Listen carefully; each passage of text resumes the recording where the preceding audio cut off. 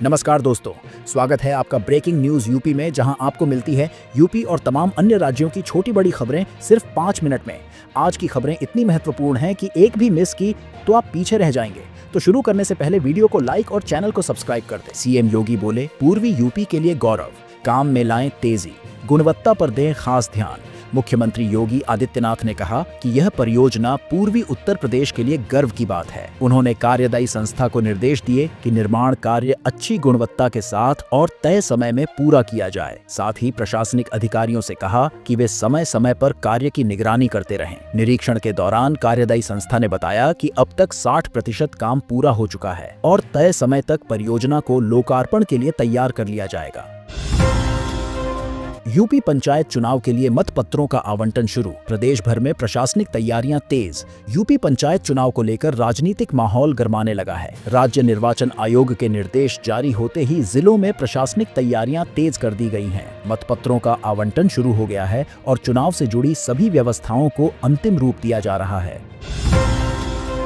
आजमगढ़ में आया सरकारी आदेश, मास्टर साहब को मिली आवारा कुत्तों को भगाने की आधिकारिक जिम्मेदारी। सुप्रीम कोर्ट के निर्देशों के बाद आजमगढ़ में स्कूलों और अन्य संस्थानों में आवारा कुत्तों के आतंक को खत्म करने के लिए सरकारी आदेश जारी किया गया है।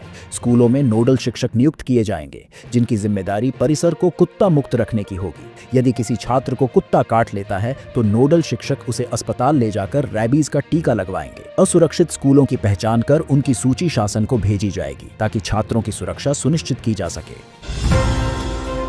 यूपी का ऐसा जंगल जहां सूरज की किरणें भी जमीन तक नहीं पहुंचती। यहां हैं गैंडा, बाघ, हाथी समेत 400 से ज्यादा पशु प्रजातियां। उत्तर प्रदेश के लखीमपुर खीरी जिले में स्थित दुधवा राष्ट्रीय उद्यान राज्य का सबसे घना और जैव विविधता से भरपूर जंगल है। भारत नेपाल सीमा से सटा यह पार्क तराई क्षेत्र में फैला हुआ है। जंगल इतना घना है कि कई जगहों पर सूरज की रोशनी भी जमीन तक नहीं पहुंच पाती।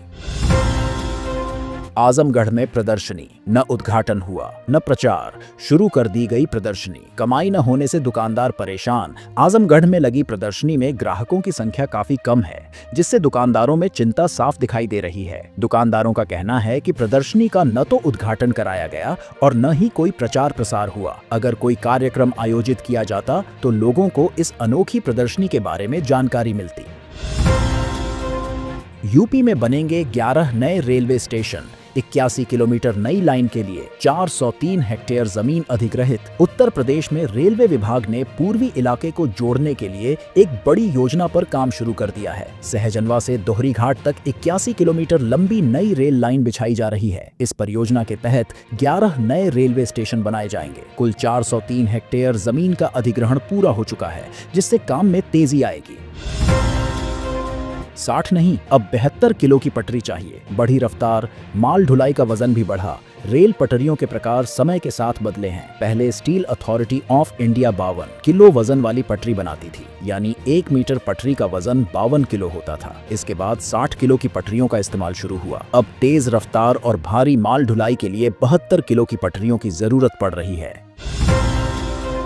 बक्सर एथेनॉल प्लांट बंद, नई नीति से 300 कर्मचारी बेरोजगार। सीएम नीतीश का आश्वासन भी नहीं आया काम। बक्सर के नवानगर स्थित Bharat plus ethanol limited plant सरकारी नीति में बदलाव के कारण 5 दिनों से बंद है। एथेनॉल सप्लाई ऑर्डर में 50% कटौती होने से करीब 300 कर्मचारी बेरोजगार हो गए हैं। कंपनी प्रबंधन के अनुसार जनवरी महीने में उत्पादन बंद रहेगा और 1 फरवरी से काम शुरू होगा। सीएमडी ने बताया कि आधी क्षमता पर प्लांट चलाना संभव नहीं है, जिससे करोड़ों का नुकसान हो रहा है। मुख्यमंत्री नीतीश कुमार के आश्वासन के बावजूद प्लांट अब तक बंद है।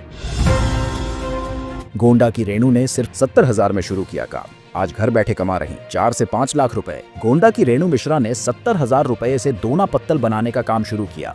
स्वयं सहायता समूह से जुड़े इस व्यवसाय से आज 10 से 12 महिलाओं को रोजगार मिल रहा है। इस काम से उन्हें सालाना 4 से 5 लाख रुपए की आमदनी हो रही है और बाजार में इसकी अच्छी मांग है।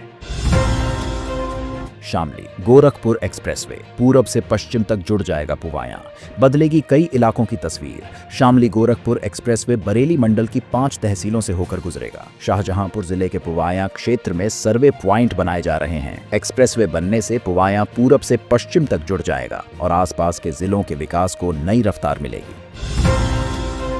इस दिन आम जनता के लिए खुलेगा राष्ट्र प्रेरणा स्थल। अभी मुफ्त रहेगा प्रवेश। लखनऊ के बसंत कुंज में बने राष्ट्र प्रेरणा स्थल को सोमवार से आम जनता के लिए खोल दिया जाएगा। शुरुआती 2 महीनों तक यहाँ प्रवेश पूरी तरह मुफ्त रहेगा। परिसर में अटल बिहारी वाजपेयी, दीनदयाल उपाध्याय और श्यामा प्रसाद मुखर्जी की भव्य प्रतिमाएं और आधुनिक म्यूजियम लोगों के आकर्षण का केंद्र हैं।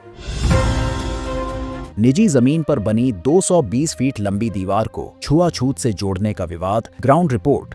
तमिलनाडु के सलेम जिले के ओमलूर तालुका स्थित ओलेपट्टी गांव इन दिनों चर्चा में है। यहां एक व्यक्ति ने अपनी निजी जमीन पर 2 फीट चौड़ी, 10 फीट ऊंची और 220 फीट लंबी कंक्रीट की दीवार बनाई है। एक पक्ष का आरोप है कि यह दीवार छुआछूत को बढ़ावा देने के लिए बनाई गई है, जबकि दूसरे पक्ष का कहना है कि यह दीवार मवेशी फार्म की सुरक्षा के लिए बनाई गई है। इसी को लेकर गांव में विवाद बना हुआ है।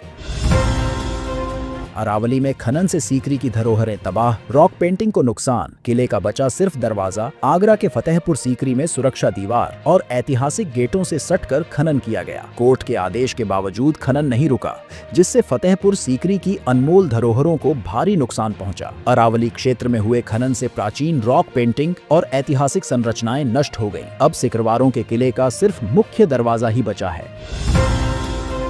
मशीन की पूजा के बाद रीगा चीनी मिल में शुरू होगी ईख पेराई। सुविधाओं की कमी से किसान परेशान। रीगा चीनी मिल में मशीनों की पूजा अर्चना के बाद जल्द ही इस सत्र की गन्ना पेराई शुरू होगी। इसकी जानकारी वरीय गन्ना केन मैनेजर पवन सिंह और अमरेंद्र सिंह ने दी। अधिकारियों ने बताया कि पुराने बॉयलर को हटाकर नया बॉयलर लगाया गया है, जिसका ट्रायल चल रहा है। बॉयलर सफल होने के बाद ही किसानों को पर्ची जारी की जाएगी। अधिकारियों ने किसानों से अफवाहों पर ध्यान न देने की अपील की है। बिना सूचना के पहुंचे कई किसानों को गन्ना वापस करना पड़ा, जबकि कुछ किसान अभी भी यार्ड में इंतजार कर रहे हैं।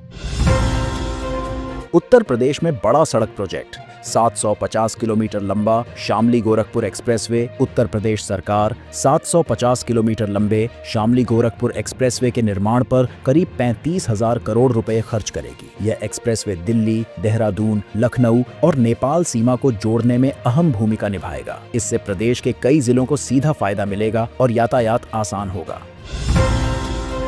सीएम योगी का आदेश बेअसर। गोंडा में खुले रहे स्कूल। भीषण ठंड में ठिठुरती रही छात्राएं। उत्तर प्रदेश में कड़ाके की ठंड को देखते हुए सीएम योगी आदित्यनाथ ने कक्षा 1 से 12 तक के सभी स्कूल 1 जनवरी तक बंद रखने के आदेश दिए थे, लेकिन गोंडा जिले में कस्तूरबा विद्यालय खुले रहे। ठंड के बावजूद छात्राएं स्कूल पहुंची, जिससे प्रशासन की लापरवाही सामने आई। कॉलोनी में गरजे 5 बुलडोजर। 8 घंटे चली कार्रवाई। 21 मकान हुए ध्वस्त। यूपी की राजधानी लखनऊ में अवैध कॉलोनी पर बड़ी कार्रवाई की गई। यहां 5 बुलडोजर चलाए गए और करीब 8 घंटे तक कार्रवाई चली। इस दौरान कॉलोनी में बने 21 रो हाउस मकानों को पूरी तरह ध्वस्त कर दिया गया, जिससे इलाके में हड़कंप मच गया। सिंदूर के पौधे ने बदली किसान की किस्मत। बाजार में जबरदस्त मांग, 40,000 तक मुनाफा। झारखंड के गोड्डा जिले के किसान नागेश्वर मोची ने भैरोगंज से सिंदूर का पौधा लाकर खेती में नया प्रयोग किया। इस खेती से उन्हें सालाना 30 से 40,000 रुपए तक का मुनाफा हो रहा है। बाजार में सिंदूर की अच्छी मांग है और यह खेती अन्य किसानों के लिए भी प्रेरणा बन रही है। ध्वस्त मकानों का मुआवजा दोषी अधिकारियों से वसूला जाए, राज्य पर बोझ नहीं। झारखंड हाईकोर्ट ने अवैध निर्माण और अतिक्रमण के एक मामले में सख्त टिप्पणी की है। कोर्ट ने कहा कि जिन अधिकारियों की लापरवाही और मिलीभगत 3 से अवैध निर्माण हुआ, मुआवजा उन्हीं से वसूला जाना चाहिए। इसका बोझ राज्य सरकार पर नहीं डाला जा सकता। कफ सिरप तस्करी सिंडिकेट। सपा के पूर्व विधायक का नाम आया सामने। ईडी जांच में मिले लेन देन के सबूत। उत्तर प्रदेश में नशीले कफ सिरप तस्करी मामले में जौनपुर के पूर्व सपा विधायक का नाम सामने आया है। ईडी की जांच में उनके वित्तीय लेन देन के सबूत मिले हैं। इसके बाद ईडी ने जांच और तेज कर दी है। रेलवे ने पकड़ी मालगाड़ी के वजन में हेराफेरी। रीसेट जीरो बटन के दुरुपयोग पर लगेगी रोक। रेलवे ने मालगाड़ियों के वजन में हेराफेरी की बड़ी तकनीकी खामी पकड़ी है। रीसेट जीरो बटन का गलत इस्तेमाल कर वजन कम दिखाया जा रहा था, जिससे रेलवे को भारी नुकसान हो रहा था। अब सॉफ्टवेयर अपडेट कर वजन प्रक्रिया के दौरान यह बटन लॉक रहेगा। नए साल में यूपी के इस जिले में बनेगा एक और 4 लेन। 2 राष्ट्रीय राजमार्ग जुड़ेंगे। पीडब्ल्यूडी निर्माण खंड ने 4 लेन सड़क के लिए प्रारंभिक रिपोर्ट शासन को भेज दी है। 29.700 किलोमीटर लंबी सड़क का निर्माण 337.63 करोड़ रुपए से किया जाएगा। बरियावन में फ्लाईओवर और सुल्तानगढ़ में 2 लेन का लंबा पुल भी बनाया जाएगा। यूपी के इस रेलवे स्टेशन की बदली तस्वीर, मिलेंगी आधुनिक सुविधाएं, 30 ट्रेनों का होगा ठहराव। पनकीधाम रेलवे स्टेशन का अमृत भारत स्टेशन योजना के तहत 23 करोड़ रुपए की लागत से पुनर्विकास किया गया है। यहाँ नई बिल्डिंग, अतिरिक्त टिकट काउंटर, पार्सल बुकिंग और दिव्यांगों के लिए रैंप बनाए गए हैं। स्टेशन पर 30 ट्रेनों का ठहराव होगा, जिससे यात्रियों को बड़ी सुविधा मिलेगी। वंदे मातरम, हिजाब और यूसीसी पर अधिवेशन में उठी मांग, कहा हिजाब इज्जत की निशानी। All India Shia personal law board के राष्ट्रीय अधिवेशन में mob lynching, uniform civil code, Vande Mataram और हिजाब जैसे मुद्दों पर चर्चा हुई। वक्ताओं ने कहा कि हिजाब घूंघट नहीं बल्कि इज्जत की निशानी है। सोनभद्र और आजमगढ़ में मास्टरमाइंड शुभम समेत 5 पर इनाम घोषित। कफ सिरप तस्करी मामले में सोनभद्र और आजमगढ़ में मास्टरमाइंड शुभम जायसवाल समेत 5 आरोपियों पर इनाम घोषित किया गया है। सभी आरोपियों 5,000 C&T पर 25 से 25,000 रुपये का इनाम रखा गया है।